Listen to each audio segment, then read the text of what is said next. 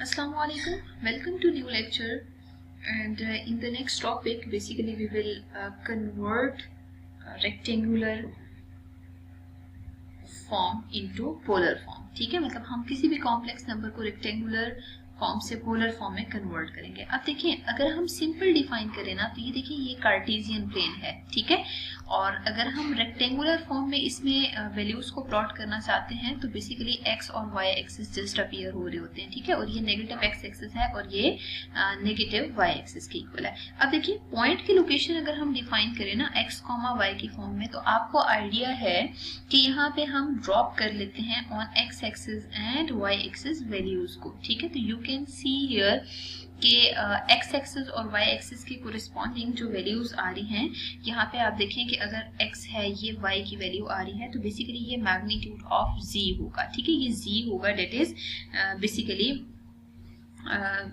Magnitude. ठीक है, अच्छा अब देखिए ये राइट एंगल ट्राइंगल है ना। अगर ये राइट एंगल ट्राइंगल है तो आपको आइडिया है कि बाय पाइथागोरस थ्योरम हम सबसे पहले यहाँ पे ना पाइथागोरस थ्योरम अप्लाई कर लेते हैं। ठीक है, उसके अकॉर्डिंग हमें पता है कि हाइपोटेन्यूस का स्क्वायर इक्वल होता है base square plus perpendicular square की। ठीक है, तो इन पॉइंट्स को अगर आप नाम दे देते हैं तो आपको आइडिया है कि O P is base here, तो इसका स्क्वायर इक्वल होगा O L square plus L P square के। ठीक है, अब ओ पी की जगह ओपी की वैल्यू पुट कर दें तो वो जी आएगी। ठीक है, तो जी स्क्वायर किसके इक्वल आएगा, x square plus y square के इक्वल आएगा। ठीक है, तो यहाँ से आपको आइडिया है कि अगर आप जी की वैल्यू निकालना चाहते हैं तो बेसिकली जी मॉड जो है ना वो किसके इक्वल होगा, square root x square plus y square के इक्वल होगा, दैट इज मैग्नीट्यूड। ठीक है, और इस मैग्नीट्यूड को फाइंड आउट करने के लिए हमें कंफर्म है कि ये मॉडुलस डिफाइन होता है। ठीक है, मॉडुलस ऑफ जी डिफाइन हो रहा होता है।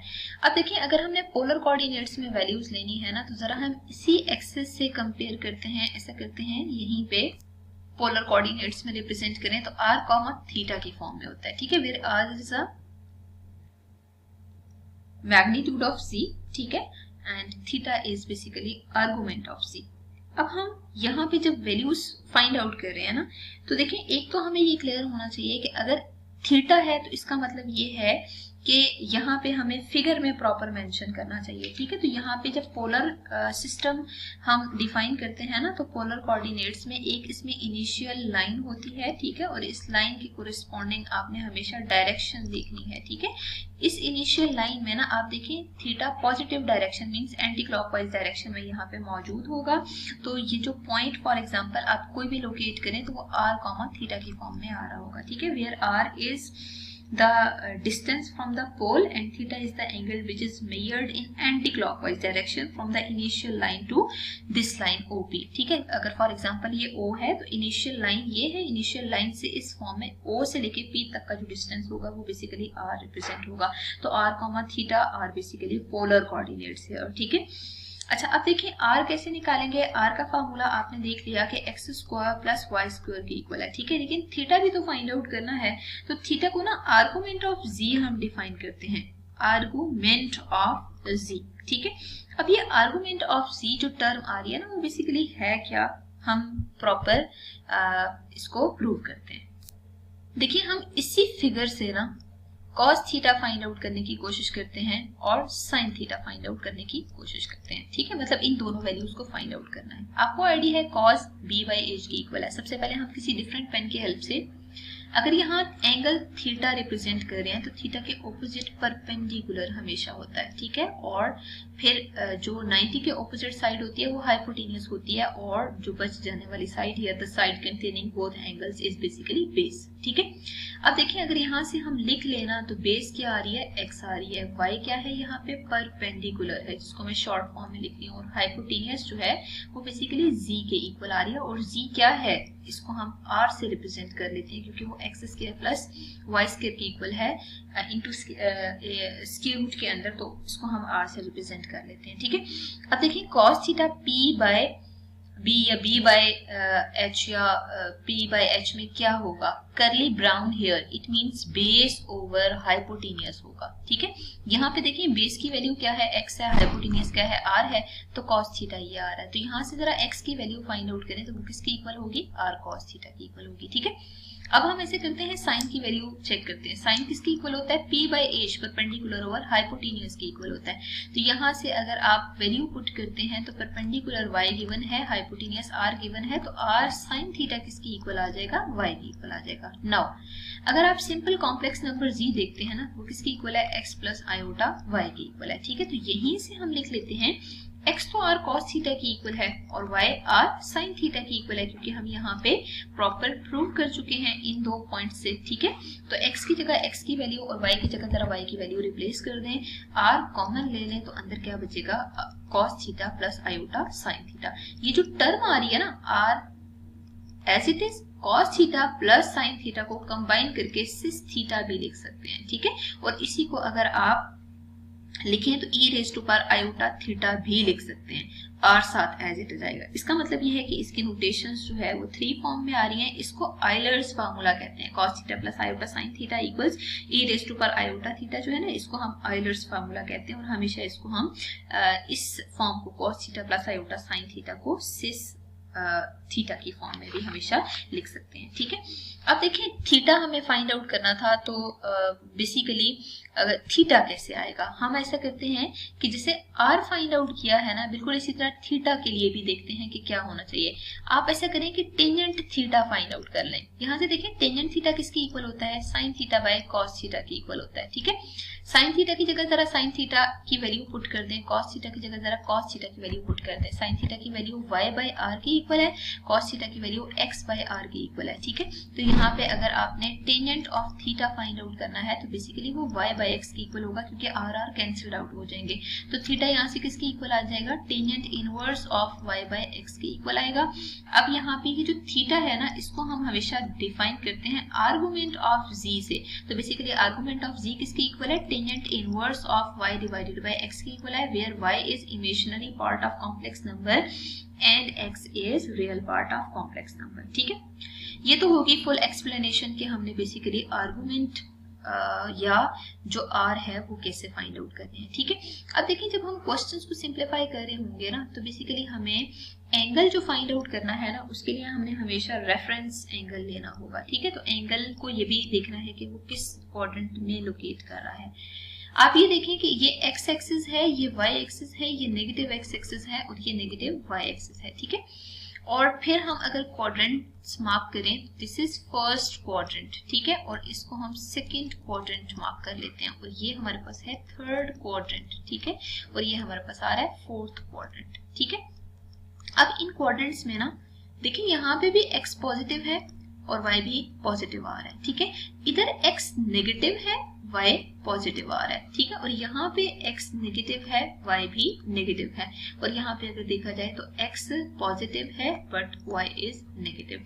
तो बेसिकली कॉम्प्लेक्स नंबर की लोकेशन हमने देखनी हो तो उसके लिए भी आपने हमेशा इसी फॉर्म में उसका रियल और इमेजिनरी पार्ट देख लेना है। ठीक है, रियल पार्ट को हम हमेशा x एक्सिस के कोरिस्पॉन्डिंग ले रहे होते हैं, इमेजिनरी पार्ट को हमेशा y एक्सिस के कोरिस्पॉन्डिंग ले रहे होते हैं। ठीक है, तो ये जो y और x हमने पुट करना है या थीटा की लोकेशन बतानी है, वो हमेशा हमें पता होनी चाहिए कि कैसे फाइंड आउट करनी होगी। ठीक है, ये तो हो गया कि क्वाड्रेंट की लोकेशन कैसे फाइंड आउट करनी है। अब यहाँ पे सबसे इम्पोर्टेंट पॉइंट जो है ना, वो ये है कि अगर आपके पास एंगल आ रहा है तो एंगल की लोकेशन आप कैसे फाइंड आउट करेंगे। ठीक है, अगर आपने एंगल को लोकेट करना है ना, तो हमेशा याद रखिएगा कि फर्स्ट, सेकेंड एंड थर्ड या फोर्थ क्वाड्रेंट के लिए जब एंगल्स आते हैं ना, तो रेफरेंस एंगल को मार्क करने के लिए या एंगल प्रॉपर फॉर्म में निकालने के लिए आपने क्या करना होगा कि इन पॉइंट्स को जरा माइंड में रखिएगा, इन हिंट्स को याद रखिएगा। अगर तो फर्स्ट क्वाड्रेंट बन रही है ना लोकेशन, तो हमेशा थीटा एज इट इज आएगा। ठीक है, अगर सेकंड क्वाड्रेंट लोकेशन बन रही है ना, पाई माइनस थीटा आप फाइंड आउट करेंगे। अगर थर्ड क्वाड्रेंट लोकेशन आ रही है ना, तो पाई प्लस थीटा आप फाइंड आउट करेंगे, और अगर फोर्थ क्वाड्रेंट लोकेशन आ रही है तो माइनस ऑफ थीटा आप लिखेंगे। ठीक है, ये जो फुल मैंने आपके सामने लोकेशंस डिफाइन की हैं थीटा की, और आपने इनको जरा क्लियरली याद रखना है। ठीक है, अगर आपको ये समझ आ जाती है ना, तो बेसिकली इजीली हम क्वेश्चंस में आर्गुमेंट फाइंड आउट कर सकते हैं। ठीक है, मूव करते हैं हम एक्सरसाइज 1.4 के क्वेश्चन नंबर 1 की तरफ। ठीक है, अब देखिए आपको क्वेश्चन क्या गिवन है। आपने बेसिकली इन क्वेश्चंस में पोलर फॉर्म में कन्वर्ट करना है। ठीक है, right the following complex numbers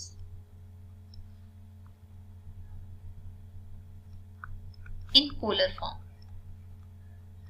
ठीक है, अब देखिए पोलर फॉर्म में कन्वर्ट करने के लिए ना, जैसे फर्स्ट पार्ट हम लिखते हैं 2 plus iota into 2 square root of 3 given है। ठीक है, आपने यहाँ से मैग्नीट्यूड भी फाइंड आउट करना है और बेसिकली आर्गुमेंट भी फाइंड आउट करना है। ठीक है, लेकिन आर्गुमेंट में जो थीटा आएगा उसकी लोकेशन भी बतानी होगी। ठीक है, अब मजीद एक टेबल है जिससे हमें बेसिकली यहाँ पे वैल्यूज को फाइंड आउट करना होगा। तो उसके लिए बेस्ट ये है कि हम पहले उस टेबल को कंस्ट्रक्ट कर लेते हैं ताकि आपके लिए इजी हो जाए कि हमें कैसे सारी लोकेशंस हम मार्क करते होते हैं या डिफाइन करते होते हैं। ठीक है, उसके लिए देखें कि आपने ना 3 चीजों पे फोकस करना है। ठीक है, पहले ये कि साइन थीटा, कॉस थीटा और टेंजेंट थीटा, ये वैल्यूज आपको सॉल्व करनी आनी चाहिए। ठीक है, यहाँ पे हम ऐसा करते हैं, एक तरफ थीटा लिख लेते हैं और दूसरी तरफ यहाँ पे ट्रिग्नोमेट्रिक रेशियोज डिफाइन कर लेते हैं। यहाँ पे ट्रिग्नोमेट्रिक रेशियोज ले लेते हैं, टी डॉट और में लिख रही हूँ, और यहाँ पे थीटाज डिफाइन कर लेते हैं। अब इन थीटाज में ना जो इम्पोर्टेंट वैल्यूज है ना, सिर्फ अगर हम उनको कंसीडर करें तो 0 ले लेते हैं, 30 ले लेते हैं, 45 ले लेते हैं, 60 ले लेते हैं और 90 ले लेते हैं, इनफ है। ठीक है, बस सिर्फ इतनी वैल्यूज अगर आप फाइंड आउट कर लेते हैं ना, तो क्वेश्चंस को सॉल्व करने के लिए बेसिकली यही वैल्यूज इनफ होंगी। तो हम ऐसा करते हैं कि 90 तक सारी वैल्यूज फाइंड आउट कर लेते हैं और जो बाकी कैलकुलेशंस हैं उनको एज इट इज हम स्किप कर देते हैं। ठीक है, मतलब बाकी एंगल्स को हम इन्हीं के कोरिस्पॉन्डिंग वैल्यूज से निकाल रहे होंगे, इसलिए यहाँ पे हम ऐसा करते हैं, पहले टेबल कंप्लीट कर लेते हैं। यहाँ पे आप साइन थीटा लिख लें, यहाँ पे आप कॉस थीटा लिख लें और फिर टेंजेंट थीटा लिख लें। ठीक है, आपने हिंट ये याद रखनी है कि पहले आप काउंटिंग लिखें 0, 1, 2, 3 एंड 4। ठीक है, जरा इन सबको 4 से डिवाइड कर दें, सबको 4 से डिवाइड करना है। ठीक है, ये भी याद रखिएगा। अब आप इन पे स्क्वायर रूट अप्लाई कर लें। जब आप स्क्वायर रूट अप्लाई करेंगे ना, स्क्वायर रूट को सिंप्लीफाई करके जो आंसर आ रहा है ना, वो जरा यहाँ पे लिखिएगा। With the help of calculator बेशक आप इन वैल्यूज को फाइंड आउट कर लें। ठीक है, साइन यहाँ पे आप जब सॉल्व करेंगे आंसर 0 आएगा, इधर जब आप सॉल्व करेंगे 1/2 आएगा, इधर सॉल्व करेंगे 1 स्क्वायर रूट 2 आएगा, और यहाँ पे जब आप सॉल्व करेंगे स्क्वायर रूट 3/2 आएगा, और जब आप यहाँ पे सिंप्लीफाई करेंगे 4/4 स्क्वायर रूट को, तो आंसर 1 आ रहा है। ठीक है, आपने सबसे पहले तो इसको लिख लेना है। फिर देखिए जो मैंने रेड से आंसर लिखा है ना, इसको यहाँ पे 1 से लिखना स्टार्ट करें। देखिए पहले मैंने क्या, मतलब जैसे इस तरह सीक्वेंस में लिखा हुआ ना, अब जरा यूं सीक्वेंस में लिखते हैं, 0, 1/2, 1 स्क्वायर रूट 2, स्क्वायर रूट 3/2, और यहाँ पे क्या आ जाएगा, 1 आ जाएगा। अब आपने टेंजेंट की वैल्यू निकालनी है ना, तो टेंजेंट थीटा किसके इक्वल होगा, आप जरा इनके न्यूमरेटर्स को डिवाइड कर लें। 0/1 इज 0, यहाँ पे आप देखिए 1 स्क्वायर रूट 3 आएगा, इनके न्यूमरेटर्स को डिवाइड करें, आंसर 1 ही आएगा। यहाँ पे आप देखें स्क्वायर रूट 3/1 आएगा, तो डिनोमिनेटर में अगर 1 ना भी लिखे कोई इशू नहीं। और यहाँ पे 1/0 लिखें तो 1/0 जो है वो अनडिफाइंड फॉर्म आएगी। ठीक है, मतलब आप जब कैलकुलेटर पे सॉल्व करेंगे देखिएगा मैथ एरर आ रहा होगा। आपको ये टेबल भी आना चाहिए क्योंकि हमें क्वेश्चंस में इस टेबल की भी जरूरत है। ठीक है, और ये एंगल्स हैं, इस वजह से मैं इन पे डिग्री डाल देती हूँ। अब देखिए हम इस क्वेश्चन को सिंप्लीफाई करते हैं। हमने बेसिकली पोलर फॉर्म में कन्वर्ट करना है, आर भी चाहिए, थीटा भी चाहिए। ठीक है, मतलब हमें ये वाली फॉर्म चाहिए। इन दोनों को फाइंड आउट करने के लिए ना, सबसे पहला काम ये करते हैं, हम यहाँ पे डिफाइन कर लेते हैं, z इक्वल है 2 प्लस आयोटा 2 स्क्वायर रूट 3 के इक्वल है। ठीक है, हियर अगर हम कंपेयर करें x इक्वल्स 2 है, ठीक है, और y की वैल्यू 2 स्क्वायर रूट ऑफ 3 के इक्वल आ रही है।